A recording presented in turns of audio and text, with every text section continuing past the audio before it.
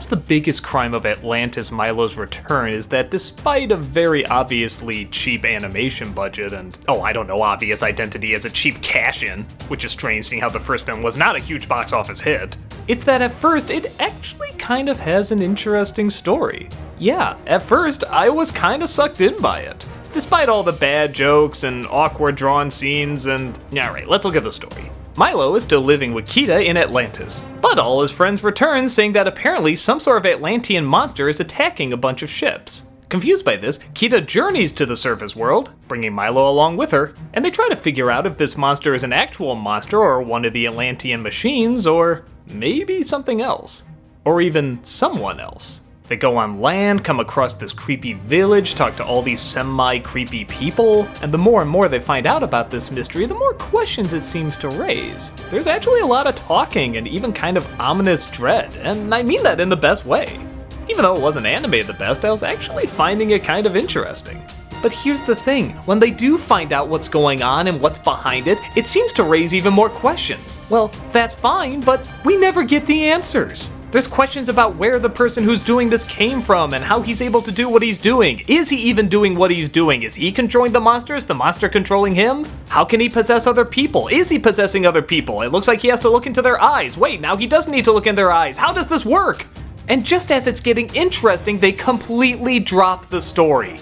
Yeah, they defeat the bad guy, and then they go to a completely different story. Now it takes place in the Wild West, and there are these wind coyotes, and, some guy's shit is stolen, and they have to get it back, but there's this Native American who can control the wind coyotes, and it somehow connects to the Atlantean stuff. But it doesn't stop there. It then goes to another story where this crazy guy thinks he's Odin and he steals this spear that has Atlantean technology, which actually kind of makes him Odin now. And he confuses Kita for his daughter, Brunhilde, and shit, this is just another pilot for a TV show, isn't it? That explains why the animation looks this way and why all the stories don't really connect that well. Damn it! At least with Tarzan and Jane, I knew it was gonna be a pilot to a TV show. This tried harder and fooled me into thinking it was gonna be something that tries hard throughout the whole thing. I guess it does technically have an ending, and yeah, actually the ending's not that bad. It even kind of retcons the ending of the first film, but it's weird. When you see the choice she makes, you understand her reasoning, but there's also like a ton of dangers that happen throughout this film to go against her reasoning too. I'm not saying what happens is the wrong choice, I'm saying they never explain the actual dangers that could come along with it, and that's very important to address.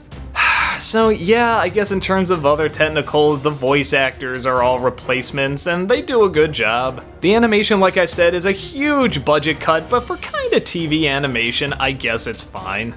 Sometimes there's a really inventive idea, like there's this annoying dog that kinda sucks, but he was born in molten lava, so he'll constantly do things like just sleep in a fireplace. That's kinda creative. And again, when they're actually kind of talking about this Atlantean stuff, it is kind of interesting. Kinda like the first film in that respect.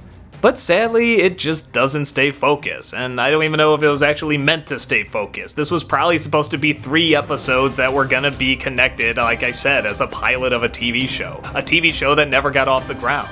I mean, okay, I don't have confirmation of this, but if it wasn't, then this really is the most fragmented direct-to-DVD sequel ever. So I guess it's not awful, it's just not needed and not that interesting through the majority of it. Like I said, with the exception of that first third.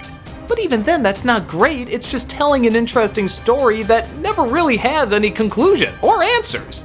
I guess if you really liked the first Atlantis movie and you just want to see a little bit more of the technology, world, and ideas, you'll get hints of it here. But if you're looking for something more, this is something that should definitely stay sunk.